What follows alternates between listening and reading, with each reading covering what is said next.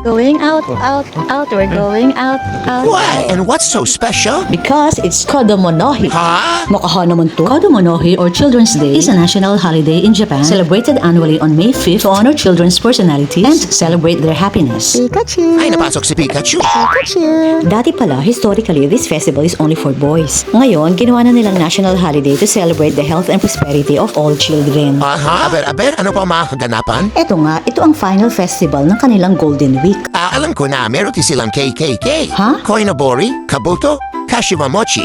Tara, silipin nga natin ang kanilang mga displays. Ito ang kabuto or samurai helmet. This symbolizes strength, bravery, and the wish for children to grow healthy and successful. Ito naman ang koinobori or carp streamers. These streamers represent their wish for their children to grow up strong and successful.